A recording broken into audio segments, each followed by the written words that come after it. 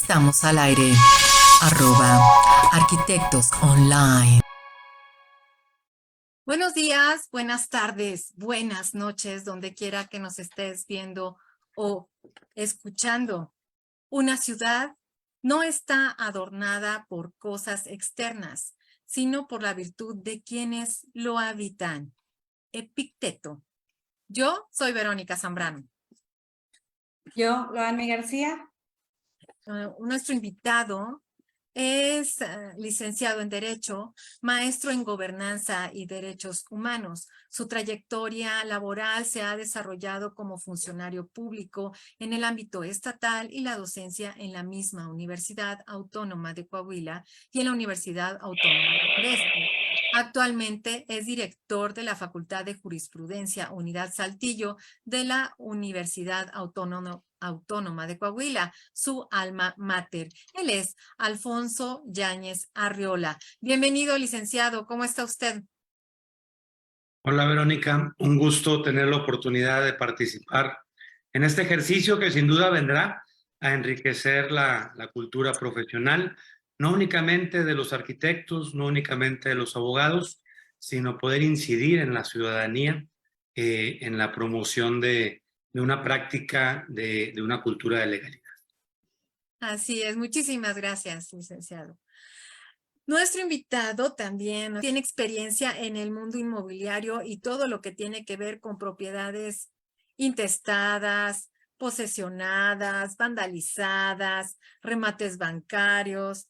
Su experiencia profesional y laboral consta de certificaciones en promoción especializada para productos de crédito Infonavit, certificación especializada en remates bancarios y socio en el despacho jurídico con especialidad en gestión jurídica de intestados, escrituración de propiedades, desalojos, propiedades vandalizadas o posesionadas. Él es Daniel Morán Aguirre. Bienvenido, Daniel. Hola, Daniel. Muchas gracias. Gracias por invitarme a su programa. Y efectivamente, yo soy un fiel creyente que el tener información es poder. Cuando hay información para la gente, es algo que yo predico mucho en todo mi trabajo, brindarles información. Y cuando hay información, se puede tener el poder de tomar la mejor decisión. Así que estamos puestos y dispuestos. Gracias por invitarme. Saludos a todos. Gracias. De igual manera, le damos la bienvenida a ustedes, nuestros seguidores, amigos y colegas de @Arquitectos Online. El mundo en movimiento desde la mirada del arquitecto.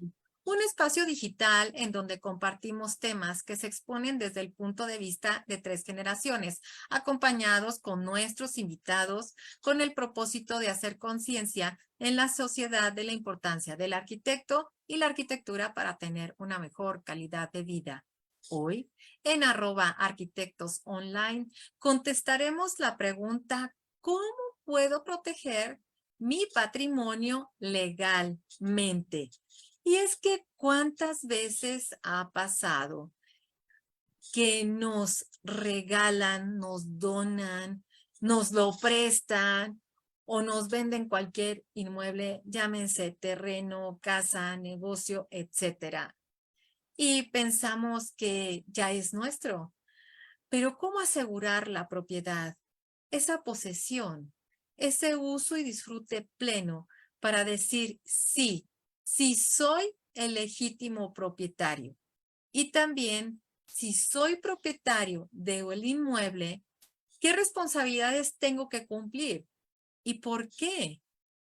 Habrá quien se enoje, se moleste, patalee y haga berrinche, pero fíjense que investigando nos encontramos primero así, desde la antigüedad, o sea, para que no piensen que es por algún partido político esto que está pasando, ¿no?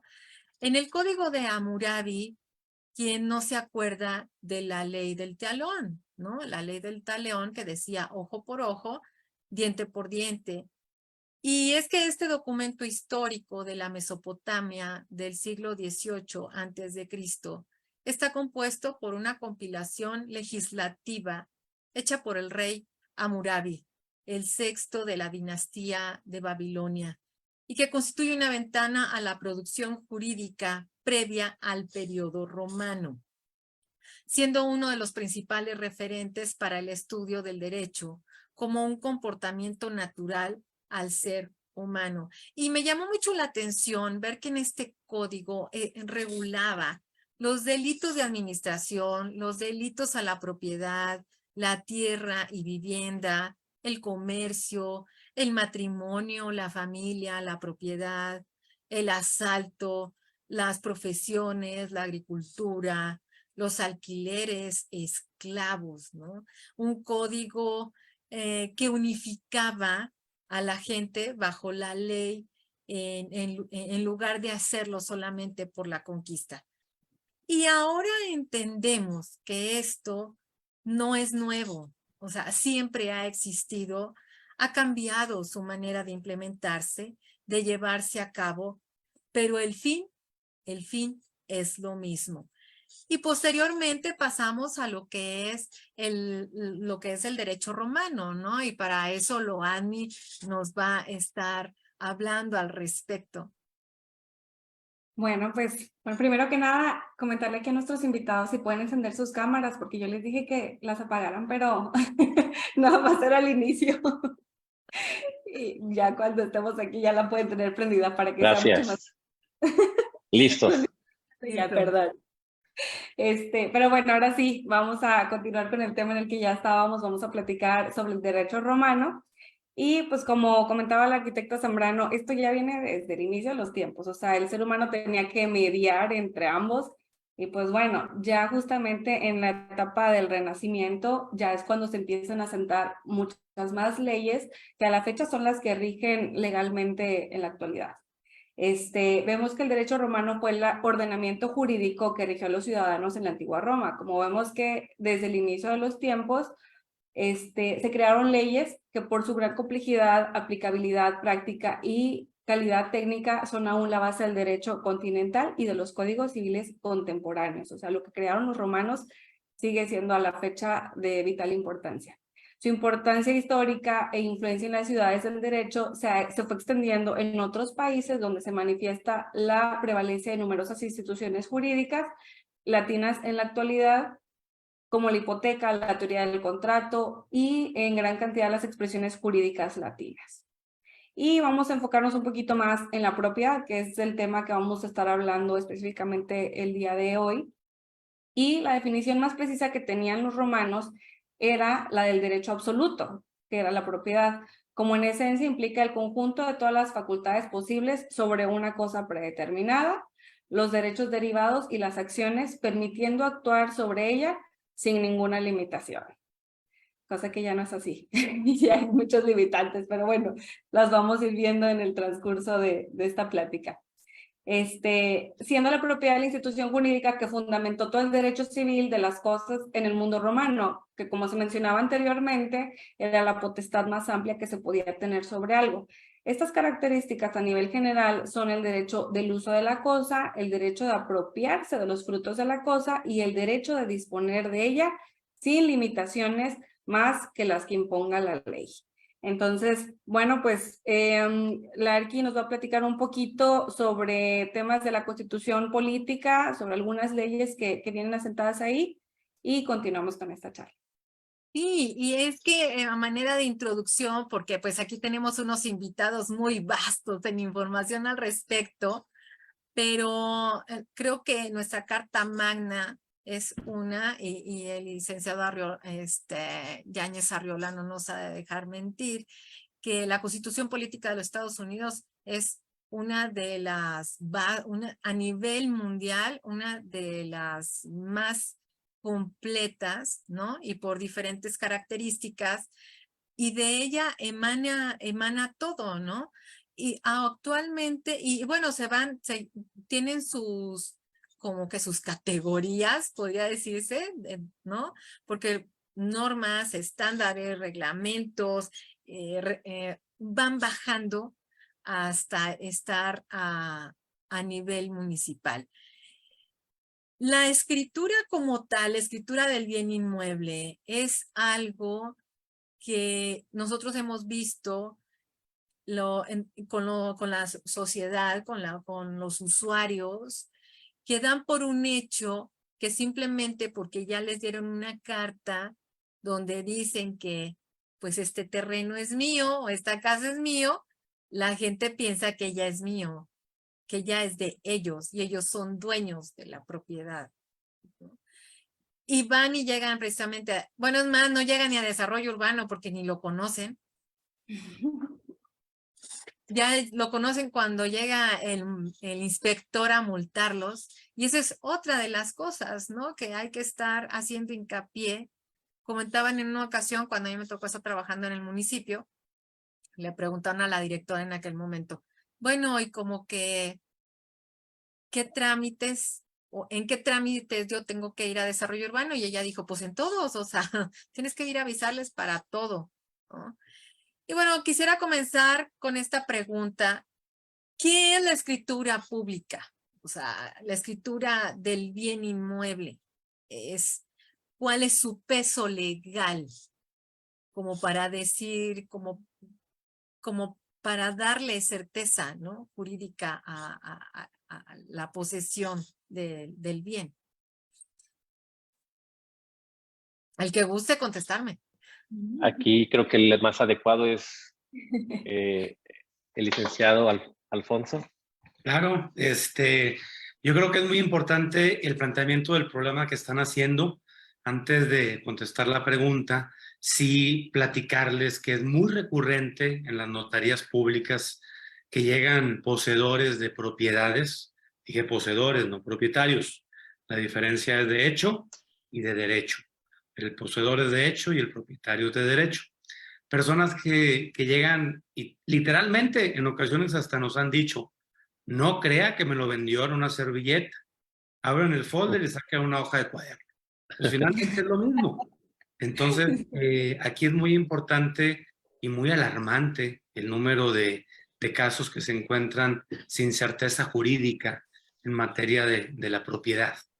Y bajo ese antecedente, precisamente es la escritura pública, el documento que se otorga ante un notario necesariamente, es el que tiene la facultad de elevar el acto jurídico a escritura pública e ingresarlo tanto a la autoridad municipal como estatal a fin de ofrecer seguridad jurídica en derecho. Esa escritura pública es el único documento que tiene efectos jurídicos regulados por la ley que superan los efectos jurídicos de cualquier documento privado, es decir, que se lleva a cabo entre dos o más partes. La diferencia en una escritura pública es de que participa un notario público, que es un experto en derecho y que además está investido de fe pública por parte del Estado. De esta manera, está dando seguridad y certeza jurídica en los actos y además está encaminando el camino hacia poder finiquitar el acto jurídico, registrando el mismo tanto en el municipio correspondiente como en el estado que corresponda a través del registro público de la propiedad, que es donde se inscriben todos los actos jurídicos y administrativos que tienen que ver con los bienes inmuebles y que acreditan la misma propiedad, la transferencia de la propiedad que se hace, es decir, ahorita hablaban ustedes de donaciones o de compraventas, o bien de cualquier modificación que modifique la situación jurídica del inmueble. Entonces es muy importante que al hablar de una propiedad inmueble o de un bien inmueble, tengamos muy en claro que requerimos la participación de un notario, que requerimos tener en nuestras manos una escritura pública y que esa escritura pública debe estar inscrita con las autoridades registrales correspondientes, que son municipales y estatales. Aquí me gustaría platicarles una experiencia que hemos tenido. Muchas veces dicen, sobre todo adultos mayores, dicen, es que vino mi sobrino y se llevó la escritura, ya no tengo casa. Pues eso no es cierto. La escritura pública es el documento que da fe, es el testimonio que da fe de la situación que guarda la propiedad frente al registro público de la propiedad. Tan fácil y sencillo que es solicitar un duplicado. Ahora bien, llevarnos la escritura no significa que nos estamos llevando el inmueble. Evidentemente que es una herramienta necesaria, pero no acredita a quien la posee la propiedad del inmueble. Y lo aclaro porque muchos adultos mayores destrozan su sueño, piensan que al ser objetos de un robo o de una sustracción de la escritura, prácticamente quedan en la calle. Y eso es una falacia, eso no es real, y es importante que sepamos que la escritura, si bien es cierto, juega un rol determinante, la escritura no es más que un testimonio del estado que guarda jurídicamente el inmueble ante la autoridad registral. Bueno, y una de las cosas que, digo, entró mi ignorancia, fíjese, licenciado. Me acuerdo que yo hice una investigación privada, de esas investigaciones que a veces uno le toca hacer, en Sabinas. Resulta ser que mi abuelo trabajó en la mina de Nueva Rosita, que le llaman la compañía allá en Nueva Rosita. Se hacían, las viviendas se daban bajo sesión de asamblea de la compañía y ahí ya son escrituras privadas. Yo no sabía, se lo juro, porque estamos muy acostumbrados a que las escrituras son públicas. Y en ese momento llego yo allá a Sabinas y les digo, oye, es que necesito una copia de esta escritura. No, es que esa escritura es privada. Yo, pero la necesito. ¿Usted quién es? ¿No? A eso sí, usted no puede accesar. O sea, hay las escrituras públicas a las que uno va y investiga y dicen, tal persona tiene estas, ¿no? Estas propiedades. Pero en esas otras, en esos libros, solo se pudieron accesar porque mi mamá, pues es la hija de mi abuelo, ¿no? Pero en aquel momento, la compañía daba las viviendas bajo una asamblea y decía, como si fuera una AC, ¿no? Pues era una AC. En la reunión de la asamblea, tal, se presentaron que solicitaban tal persona, se le autorizó, y procede a la escritura, ¿no? Pero están en libros privados, ¿no? Que ese es otro que también existe. Que finalmente tienen que estar todos concentrados en el registro público. Así Pero es. la cuestión es el acceso. El caso de la mina, el caso de las asambleas, pues es una figura análoga de lo que conocemos como los predios rurales. ¿Qué Sí. sucede cuando vamos a comprar un predio ejidal? Bueno, pues las reglas cambian. Ya lo que se requiere primero es agotar el derecho del tanto, es decir, el derecho de preferencia de los ejidatarios frente a los ejidatarios, la autorización del comisariado ejidal, la cesión de derechos de las partes ante notario público y todo el trámite lo lleva a cabo el Registro Agrario Nacional. Una vez que el Registro Agrario Nacional emite el título de propiedad, ya pasa a ser de derecho privado. A partir de ese momento, ya cualquier modificación de esa propiedad ya no requiere repetir el procedimiento, sino que ya se puede hacer con notario entre las partes y registrarlo. Pero son algunas modificaciones o asegúnes que el derecho tiene para casos especiales. Sí, y eso del derecho del tanto es algo que también como que de repente la propia ciudadanía no entiende. Y es más que todo, es ese derecho de haber estado ahí primero, ¿no? A Es veces un muchos derecho de años. preferencia. Ajá, sí. O sea, dicen, bueno, pues voy a vender la casa, pues me la está rentando él, pues primero le voy a decir a él, porque pues él es el que ha estado rentando y él es el que ha estado pagando y él la ha estado usando, ¿no? Primero le doy ese beneficio y si él no lo quiere, él o ella no lo quiere comprar, entonces sí ya lo ofrezco a todos los demás. Otro de los términos muy que yo creo que la ciudadanía debería de saber es los usos y costumbres, ¿no? porque se da mucho también en los terrenos ejidales y en muchas actividades referente con los bienes, son los usos y costumbres que deberíamos también de explicarle a nuestros seguidores qué son los usos y costumbres, porque luego ahí se confunden con otras definiciones. ¿Y de dónde vienen? Vienen Ajá. de la pluriculturalidad del Estado mexicano, de la parte dogmática de la Constitución. Recordemos que México pues, no es una sola sociedad. Hay 600 comunidades indígenas y el derecho protege precisamente sus usos y costumbres. Las costumbres son generales, los usos son específicos, pero ambos tienen que ver con las prácticas de los grupos indígenas.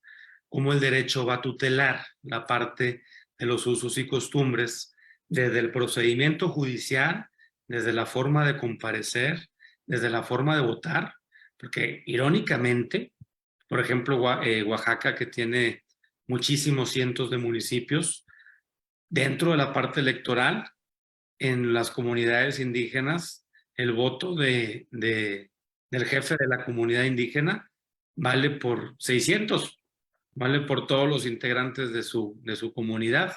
Digo, yo creo que todo el mundo vamos a pensar que eso no es correcto en un escenario democrático, pero la Constitución avala los usos y costumbres y así está previsto en sus raíces ancestrales en esa modalidad. Pero desde el punto de vista de la propiedad, pues los usos y costumbres van muy enfocados al tema de los ejidos.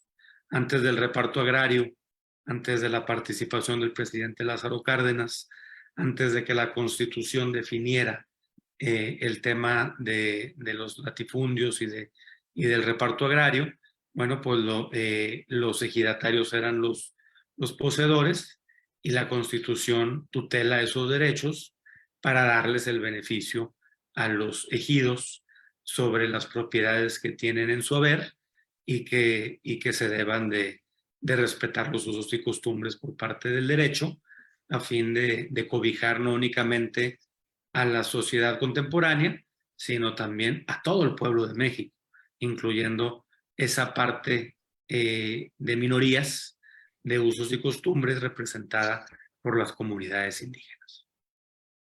Sí, qué interesante, ¿verdad? Eso digo, en cuestión cultural va cambiando mucho, ¿no? Comentábamos en una ocasión también en la zona sur, cuando va uno con los derechos ambientales, porque hay en algunas comunidades que al momento como ir a presentar el niño a la iglesia, en algunas zonas tienen que matar una iguana y son protegidas.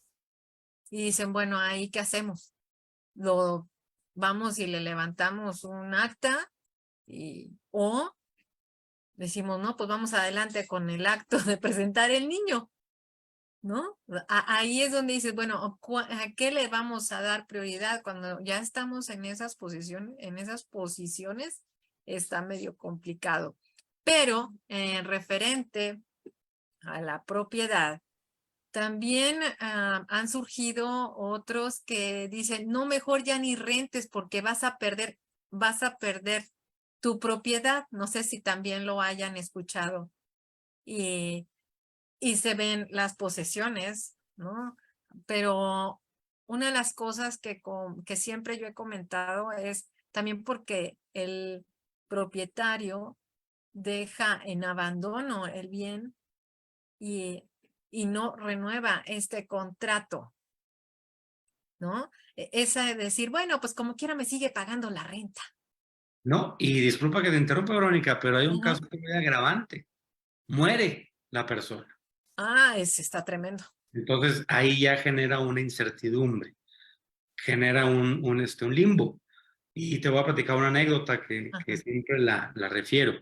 Llega un cliente a la notaría gestionando abrir un procedimiento sucesorio intestamentario de su tío. Dice, pues mi tío no tenía ascendientes, los únicos era él y mi papá. También mi papá ya murió.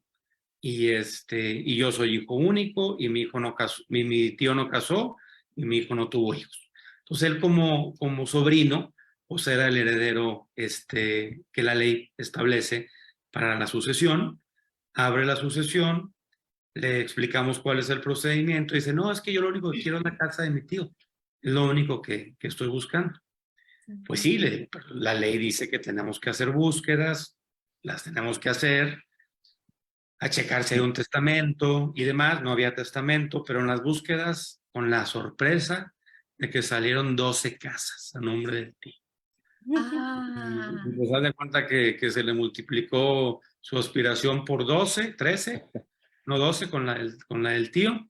y le brillaron los Le orejitos más. brillaron los ojos y se fue. Él dijo, voy a checar las casas. Se llevó los domicilios, regresó a la semana y dijo, pues con la novedad de que todas eran de mi tío, todas están rentadas y todas están en excelentes condiciones. Pues entonces, ¿qué hubiera pasado si nadie hubiera abierto la sucesión? Bueno, pues entonces ya prácticamente los que estaban arrendando pues se quedaban en posesión y la ley les abría la posibilidad de hacer una usucapión, esto es cambiar la posesión por propiedad después de 5 años ininterrumpidos, de buena fe, en forma pública, pacífica, y llevando y acreditando los testigos de que ellos están viviendo ahí. Entonces, en base a esa pregunta, yo creo que la recomendación a la sociedad es de que siempre, en cualquier modificación de materia inmobiliaria, pues asesoren de su notario de cabecera, de su notario de confianza. Una donación no se puede hacer en un papel, se tiene que hacer en una escritura pública. Dejar de palabra y nada es exactamente lo mismo. Una compraventa puede ser en un contrato, pues sí, puede ser, siempre y cuando el contrato esté ratificado con notario, para que sea prueba plena y se pueda hacer un juicio de otorgamiento de escritura. Tenga todos los elementos, ¿verdad? Exactamente. Sí. ¿Sirven los poderes? Pues sí sirve el poder general de actos de dominio y en forma irrevocable como una alternativa. Pero siempre, si la pregunta de esta noche es ¿cómo proteger el patrimonio? La mejor manera de hacerlo es generando la escritura pública e inscribiéndola ante la autoridad registral competente. De esa manera tenemos certeza, tenemos un patrimonio, tenemos los derechos plenos y podemos disponer plenamente de nuestras propiedades. Claro. Ahorita que comentaba Ali que es bien importante asesorarse. Yo, bueno, digo, creo que es bien importante también hacer mención de que en qué estamos ligados los arquitectos o ciertos arquitectos con temas jurídicos. Digo, por ejemplo, yo me dedico a la regularización de bienes inmuebles. Entonces, antes, yo es lo que le digo a mis clientes, yo te doy todo para que ya vayas a escriturar, a excepción del dinero, ¿va? Pero ya todo listo para que ya lleves y ya tengas tu escritura pública. Entonces tenemos el levantamiento topográfico, las subdivisiones, el trámite ante desarrollo urbano, a veces también en catastro, si es necesario o si el cliente lo pide, pero sí es bien importante estar asesorados. Y ahorita que leían un poco de la trayectoria de este Daniel, decía que tiene especialización o se dedica un poquito más a bienes que están intestados o vandalizados o en eso. Cuéntanos un poquito de eso, Daniel, ¿cómo se le hace ahí? O sea, digo, porque también es, pues qué padre que lleguen con el notario y que el bien inmueble esté nada más de compraventa y súper padre, pero ¿y cuándo no? O sea... La historia de todos los días en mi oficina. Yo le le digo a mis trabajadores las historias de terror, porque definitivamente te encuentras muchas historias que al final yo creo que es la ignorancia lo que hace que muchos no protejan su patrimonio. Es un tema bien amplio. Nos podríamos quedar aquí 5 o 10 programas, ¿no? Entonces, explicarle a la gente en palabras coloquiales, siempre se le dice, protege tu patrimonio, es importante hacer escrituras, pero yo veo pocos programas o poca gente que realmente se dedica al cómo. En el cómo, o sea, sí, es importante protegerlo, pero ¿cómo lo hago? Yo he visto aquí, yo creo que aquí vamos a tener un una similitud con el licenciado Alfonso. Hay 3 tipos de actores: quien llega a mi oficina, quien quiere comprar, quien quiere vender o quien reclama un derecho. Es como que lo más general. Reclama un derecho, es que murió mi esposo, es que tengo un derecho, está posesionada, está intestada. Y el cómo lo protejo, pues yo siempre le digo a mis clientes, a veces quieren una asesoría por teléfono, yo creo que el licenciado Alfonso así le pasa, y yo les digo, no soy mala onda, pero por teléfono no podemos arreglar nada. Yo le digo, tráigame lo que tiene en papeles, tráigamelo sin que me platique nada. Yo le pregunto a usted qué quiere hacer. Quiero quedarme con la propiedad, quiero vender, quiero escriturar, quiero quitársela al rentero, pero ya en base al papel. ¿Por qué? Porque en el base a platicarlo, en el platicarlo no arreglamos nada. Entonces, ¿cómo lo protejo? Primero, ¿qué tienes? ¿Qué tienes para respaldar? Como decía el licenciado Alfonso, ¿fue un contrato de palabra? ¿Sabes que es tu tío? ¿Sabes que existe una escritura? O sea, primero, ¿qué tienes para, si no lo tienes, pues hacer una investigación? Y en base a la investigación, ahora sí, quiero proteger tu patrimonio. ¿En qué sentido? Es que quiero comprar esta propiedad, pues entonces se le da los pasos a seguir. Yo siempre he dicho que cada caso es único, cada caso se filtra de manera diferente, porque luego pasa algo, que todos los clientes son bien expertos. Todos son expertos, ya te traen con la solución, y yo sí soy bien directo con mis clientes. En el buen sentido llego, le digo, entonces, ¿para qué me necesita, verdad? Si usted viene, es que me dijeron que le hiciera así, y pues yo nada más le sonrío y le digo, entonces, ¿me necesita o no me necesita? Y después los mando con un notario. Le digo, no le haga caso al hijo, al papá, a la mamá, al tío, al amante, a la esposa, no le haga caso a nadie, porque después yo lo asesoro y resulta que le van a decir, no, Daniel es mentiroso, no es cierto. ¿Cómo que vas a pagar un juicio de 60,000 pesos cuando tú eres el hijo? Se le trabó ahí ya Sí, está. sí, ¿Ya sí. salió? Dice, ¿tú eres el hijo? ¿Cómo te van a cobrar?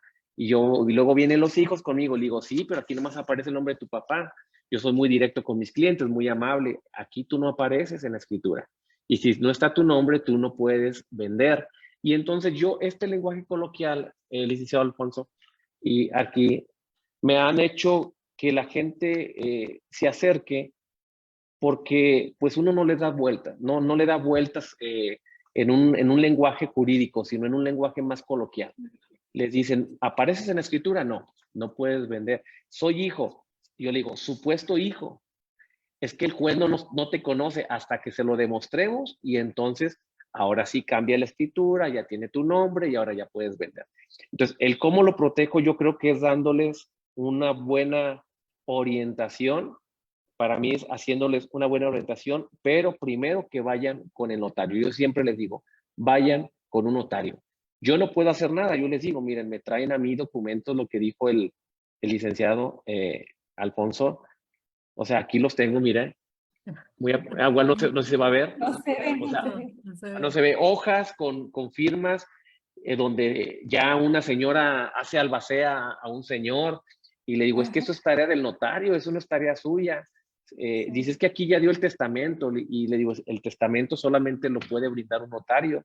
Entonces, yo no les explico jurídicamente, sino yo les explico coloquialmente, ¿verdad? Entonces, esto es un tema muy largo, y creo que también la clave para ayudar a alguien a cómo proteger su patrimonio está en el diagnóstico inicial.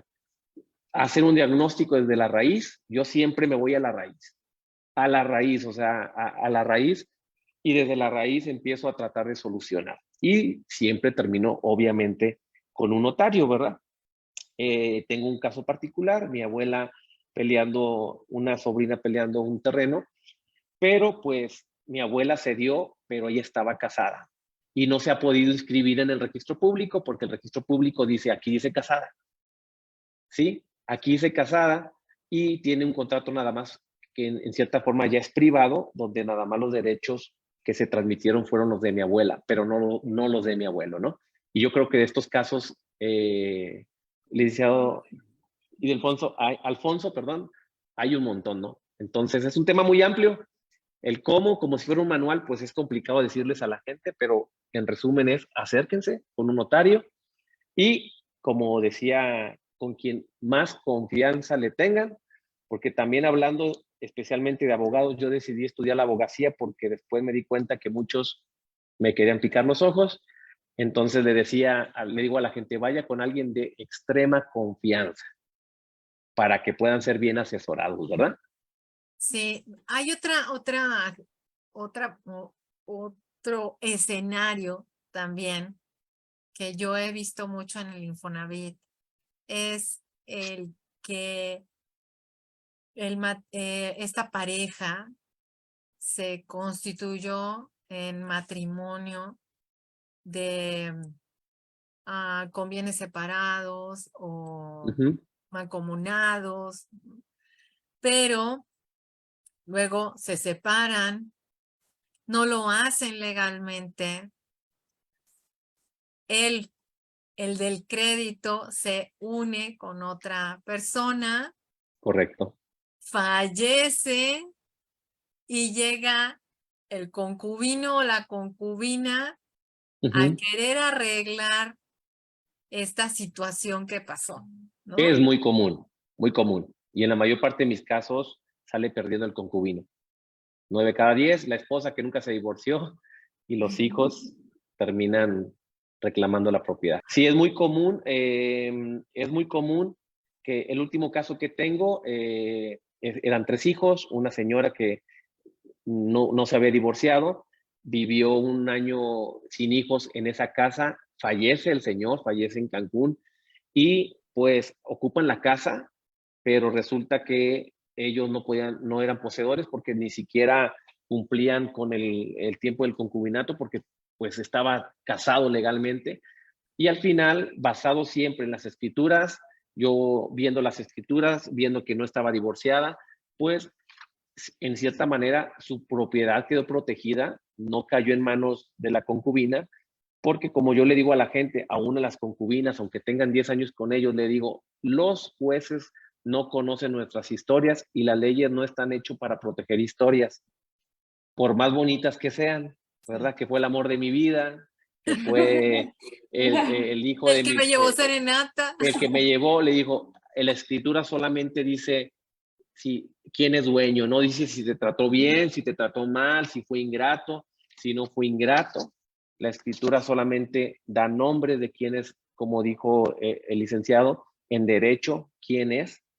Y lo demás, si tuviste un hijo extra, un hijo fue de matrimonio, pues ese hijo puede pelear sus derechos, pero hay que demandar, etcétera, etcétera, etcétera. Oye, otro caso, perdón, Ajá. otro caso también súper común que, digo, sí se habla mucho de proteger el patrimonio, pero a veces ni siquiera saben lo que tienen. O sea, no precisamente de que si tienen una propiedad, sino de las afectaciones que puede llegar a presentar tu inmueble. Digo, eso me toca bastante verlo a mí, de que luego a veces estoy tramitando desde el alineamiento, ya están por cerrar una compraventa y no inventes, ¿sabes? Está afectado hasta el 50% del predio. Entonces, digo, es bien Sí, importante que se conozca desde el por, trasfondo del predio. por temas, múltiples temas, la propiedad está en régimen condominio, resulta que el señor de abajo construyó en todo el patio que era de uso común y ahora cree que es dueño y dice que le metí todo el esfuerzo de mi vida, le metí 20 años de mi esfuerzo, pero no puede vender porque era uso común. Casos como estos, casos que no tienen contratos de agua, están vendiendo y se les caen ¿cómo se llama? Los trámites. Entonces creo que al final, repito, creo que al final, y no voy a hablar mucho, creo que al final es en dónde cae la gente, en manos de quién cae la gente, porque también si cae en manos buenas, en manos, en gente preparada y clara y honesta, pues le va a decir uno desde el principio, tráeme todo y te reviso, si no, yo no voy a avanzar, porque si yo avanzo y después te salgo con que no, el que va a quedar mal soy yo. Entonces creo que siempre es la buena asesoría desde el principio. Y con eso va apuntalando un poquito eso, desde el Registro Federal de Contribuyentes. Sí. ¿No? La homoclave Claro, resulta ser que ya no coincidió con el CURP y tienes ya que no puede estar, recibir el pago, ya no puede recibir un pago, por ejemplo. ajá, y el CURP que tienen el Seguro Social Sí, tampoco coincide con el que está en el SAT. sí, O sea, desde la base de que, a ver, el diagnóstico.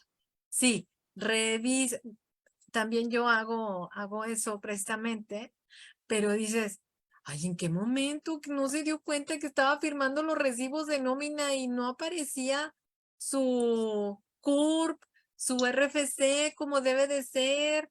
Y ya que se murió, la esposa o el esposo es el que está tratando de poner en orden todo eso, porque me ha pasado mucho que el CURP no coincide con el que está con el del acta de nacimiento. Y para hacer recibir las pensiones y todo, tampoco el CURP, las homoclaves, un letra, un número, no coincide con el 1, con el 2, con el 3.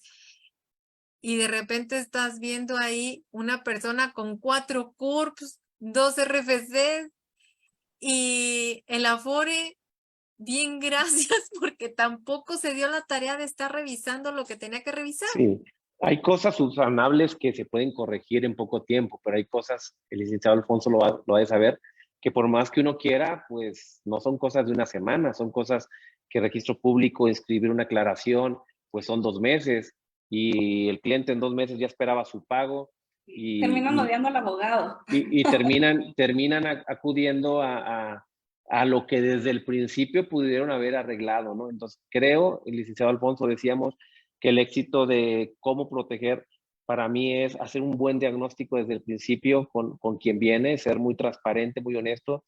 En mi caso, yo le digo, yo sí le entro y me dice, es que hágalo de otra manera. Le digo, no, yo no, porque no voy a poder terminar tu trámite, se me va a atorar, no sé en qué estoy metiéndome.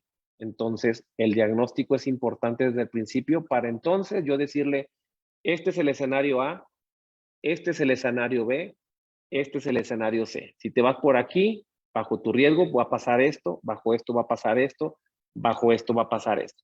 Que el cliente esté bien informado para mí es esencial. Hay un procedimiento para hacer la protección patrimonial. ¿Cómo es ese procedimiento de protección patrimonial? Y yo sé que se hace y tiene un límite. Sí, efectivamente, es la constitución, modificación o extinción de patrimonio de familia. Ajá. Si bien es Correcto. cierto, en nuestra constitución ya venía referido de tiempo atrás, desde finales del siglo pasado, desde la década de los 90, en la constitución se establece en un párrafo que las leyes locales serán quienes organicen el patrimonio de familia, determinando cuáles bienes deben de constituirlo, sobre qué base se debe constituir, y obviamente es el patrimonio que es inalienable y que no está sujeto por ende a embargo, ni a ningún tipo de gravamen alguno. ¿Cuál es la motivación del patrimonio de familia? Pues que todas las familias del Estado mexicano gocen de lo mínimo indispensable para poder desarrollarse en el ámbito de vista familiar.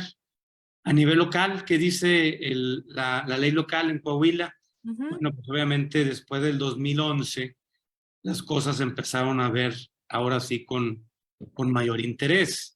Si bien es cierto, algunos instrumentos como el patrimonio de familia estaban plasmados en la legislación, hasta la reforma de reformas, que es la del 2011, donde se incluyen todos los instrumentos internacionales y todos los derechos humanos que garanticen la dignidad de las y los mexicanos.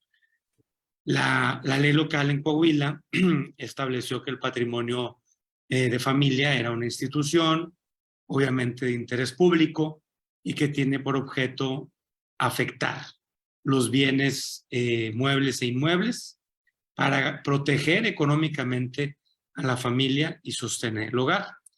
¿Cuáles son los bienes que pueden estar constituidos en el patrimonio de familia? Bueno, pues ahí lo principal es que pueda hacerse desde el punto de vista familiar o incluso unifamiliar, cuando estamos hablando de una sola persona, buscando la dignidad y el decoro, que no sean sujetos de un embargo, que no pierdan lo que requieren para poder subsistir. La ley de Coahuila, ¿qué es lo que ampara? Bueno, pues ampara la casa habitación, no hay límite, no dice qué cuantía tiene que ser la casa habitación, pero sí es una sola casa habitación. Si tenemos más de una, solamente podemos constituir una. La ley es muy clara, que incluye el menaje, todos los bienes muebles que se encuentran en el interior de la casa y que son parte accesoria del funcionamiento de la misma, que incluye un vehículo. Igual no dice qué marca ni qué cuantía, pero sí se establece que solamente puede ser uno por patrimonio de familia. Se incluye la biblioteca o bien el equipo de cómputo o el caso de la herramienta industrial, y ahí sí hay límite, hasta por 3,000 unidades de medida y actualización. Antes hablábamos de salarios mínimos y revolvíamos las peras con las manzanas, porque por un lado el salario mínimo era indispensable para el trabajador y por otro lado se utilizaba como una referencia para sanciones o para medida. Entonces, obviamente se separó, se establecieron las unidades de medida y actualización para no afectar los derechos laborales de los trabajadores y que no estuviéramos utilizando como referencia algo tan mínimo como lo es el salario mínimo, que siempre le digo a los estudiantes de la facultad, les hago la pregunta, ¿el salario mínimo es legal o es constitucional? ¿O es inconstitucional o es legal?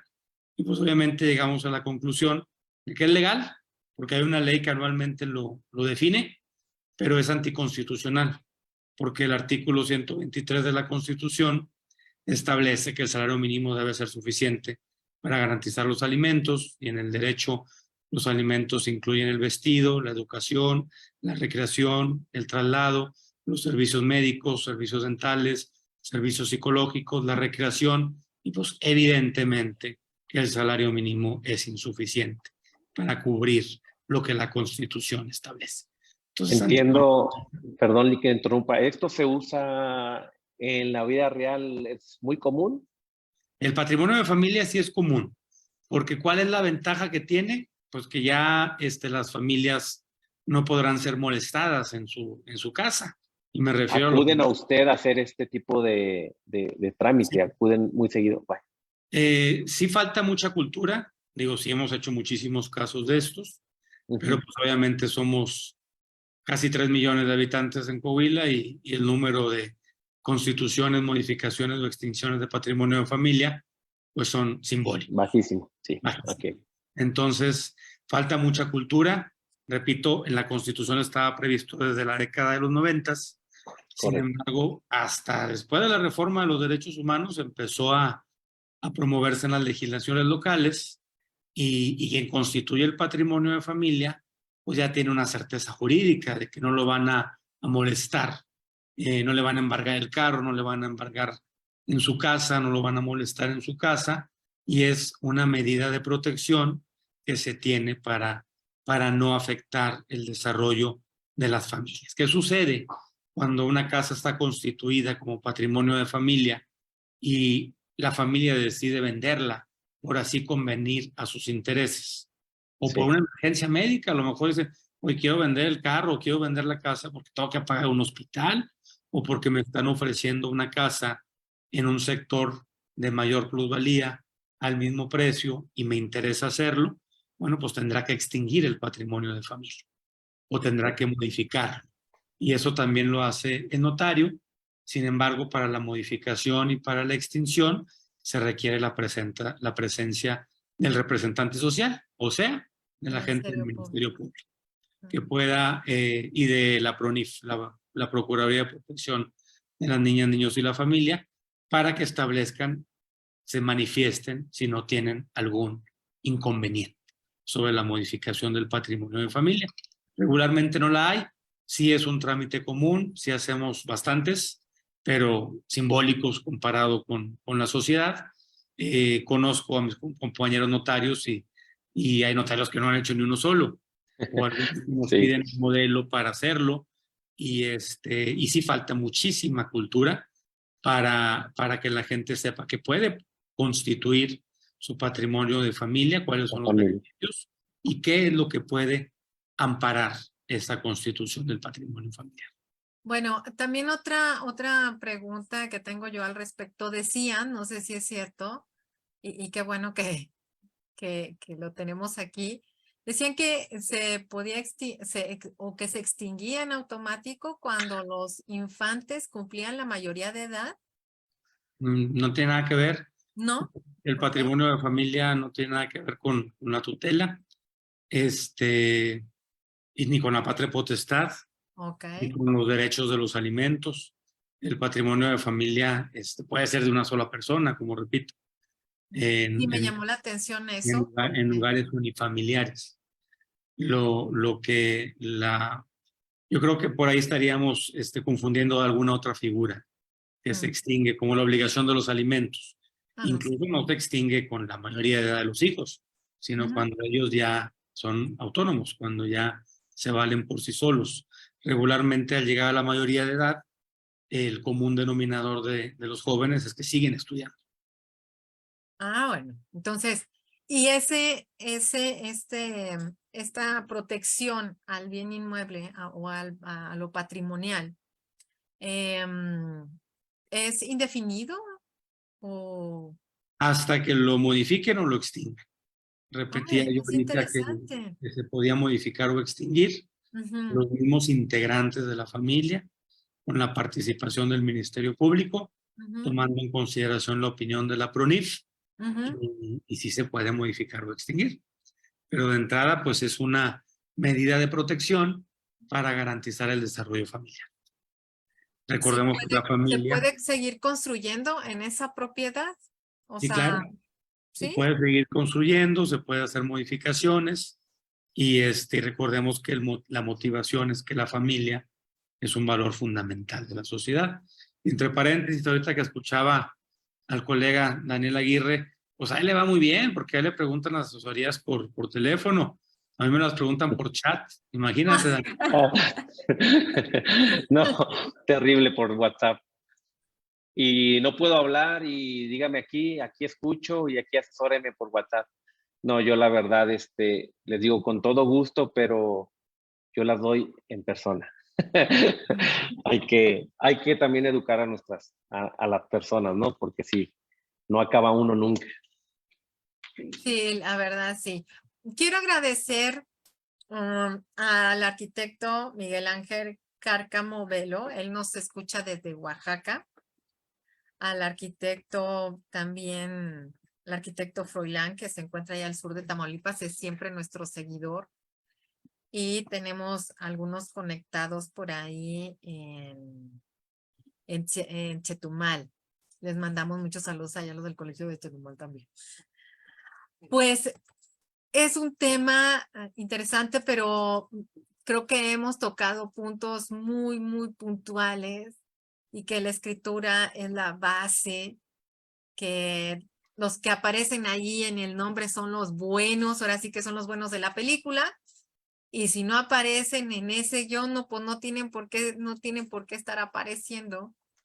Y si quieren aparecer, pues tienen que estar haciendo todos los trámites ante el notario y que se registre, vaya la redundancia, en el registro público de la propiedad, en que a su vez obtengan su escritura para que la resguarden.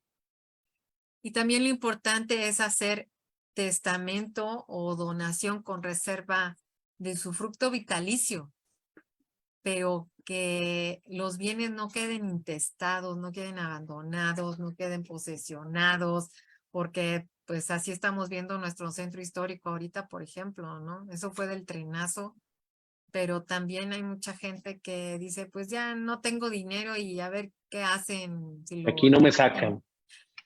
sí, a ver si lo invaden y a ver qué hacen. O no me sacan, ¿verdad? De aquí porque ya me quedé. Entonces, para ir cerrando, ¿cuál sería la recomendación para nuestros seguidores, para la sociedad al respecto? Pues yo particularmente que no dejen nada al azar, a la incertidumbre, que protejan a sus familias, que protejan a sus seres queridos y que la única forma de hacerlo es teniendo las escrituras de los bienes inmuebles que integran el patrimonio de la familia. Que tomemos en cuenta que si tenemos algo cierto es que todo el mundo vamos a fallecer. Entonces tenemos que tener eso muy claro. Hablar de un testamento no es hablar de enfermos, no es hablar de adultos mayores, hablar de donaciones de igual manera, que nos acerquemos al notario de confianza, al notario de cabecera, que nos asesoremos jurídicamente y que tomemos las decisiones que más se adecúen a nuestros intereses, con el propósito de dormir en paz y saber que al momento de no estar, las familias van a quedar amparadas y que los bienes que tenemos en posesión sean propiedad de nuestros seres queridos. Muchísimas gracias, licenciado, realmente por haber estado con nosotros. Daniel. Gracias, no quiero repetir las mismas palabras, pero totalmente de acuerdo con el licenciado Alfonso. Asesórense bien, repito, no le pregunten al tío, a la mamá, al amante, a la esposa, al vecino, porque cada quien cree que lo que pasó y vivió tiene que ser exactamente igual, y es donde ya vienen ya ellos con la respuesta, entonces, y difícilmente se dejan ayudar algunos de ellos. Entonces, vayan directamente con su abogado de confianza. El abogado siempre los va a dirigir a un notario, siempre, porque es quien altera la escritura, quien escribe. Y siempre en sus tratos que hagan, que haya al menos un papel de respaldo, que si no hay nada, pues de perdido a ver si ese papel es bueno, ¿verdad, licenciado Alfonso? Si algo sirve, ¿no? Pues de perdido un contratito bien hecho con un abogado, algo viene, sí, de perdido algo, pero cuando vienen de la nada, pues es complicado. No hagan nada de palabra, háganlo todo con su abogado de confianza, quien siempre los va a dirigir a un notario. Yo siempre hago eso, siempre hacia el notario. Y una selfie de todo. No, legalmente no es evidencia ahorita lo que son fotos. Ni los WhatsApp, textos, no. tampoco. No, uno nada más ahorita, yo les puedo cambiar el rostro aquí, puedo cambiar una conversación y con el texto del licenciado Alfonso poner otras palabras. O sea, es muy fácil editar. Muy Ahorita fácil. puedo meter en la sesión al presidente de la República. Así es, así es. Sí. Papelito habla. Así es. Excelente. Loa.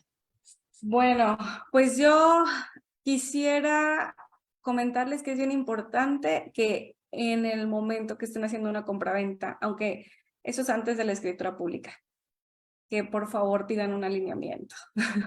Un alineamiento, que vean una libertad de gravamen, que vean algo que les dé la certeza que sí están comprando el 100% de la propiedad. O que sí la pueden comprar, que no tenga algún gravamen, que no esté hipotecada, porque luego como se hacen las compraventas así, un contrato simple y después con los años según lo van a notariar, es un pleito, es también, o sea, igual como el Lic Daniel lo veo todos los días. Tengo clientes que luego tienen, no sé, 50 hectáreas y el de la primera hectárea no quiere dejar pasar al de todas las demás para adueñarse. Entonces, digo, es bien importante tener un alineamiento, que vean si su polígono está afectado, si tiene afectaciones por arroyo, por CFE, por vías del tren, por N cantidad de cosas. Entonces es bien importante porque luego les venden mentiras. Tengo un cliente que compró uno aquí por Santa María, por la salida ya a Monterrey. Está, ay no, me da, lo bueno que no soy psicóloga, porque si fuera psicóloga lloraría con mis pobres clientes. Compró allá por Santa María y está todo afectado por carreteras, por ese seteo, o sea, hay que meter el trámite allá. No se puede vender allá. Nada, pero para nada. Entonces digo, es bien importante tener un buen asesor. Aquí estamos nosotros también para asesorarlos en lo que quieran. Creo que los 4 podemos asesorarlos en ese tema. Y yo con eso termino, ¿verdad? Que sí le echen buen ojo, una pensada, que no compren las cosas así tan arrebatadamente. Que no se puede, ¿verdad? No están así, pero sí revisar bien todos los documentos. Sí, y sumando a esto que comenta Loa, yo agregaría el uso de suelo. el el uso de claro. suelo y también revisar en el reglamento qué tanto se podría estar subdividiendo, porque luego se juntan 3, 4, 5 para subdividir un terreno de 120 metros cuadrados cuando no se puede hacer nada y luego ahí se andan peleando todos, porque todos le pusieron del cochinito. Por 20 centímetros andan peleando. Sí. Sí, así es, ¿no? Y pues no se va a poder dar la subdivisión y luego ahí se están peleando todos. Así es. Pues agradecemos su presencia. Gracias. Recuerden suscribirse a nuestro canal en YouTube, Facebook, para recibir las notificaciones, ya que estamos subiendo videos y recomendaciones. Estamos en Spotify y iVoox. Escúchenos siempre, vamos con ustedes. Esto fue @arquitectos online, el mundo en movimiento desde la mirada del arquitecto, un espacio digital en donde compartimos temas que se exponen desde el punto de vista de 3 generaciones, acompañados de nuestros invitados, con el propósito de hacer conciencia en la sociedad de la importancia del arquitecto y de la arquitectura para tener una mejor calidad de vida. Hasta la próxima. Nos vemos. Gracias. Buenas Bye. noches. @arquitectos online.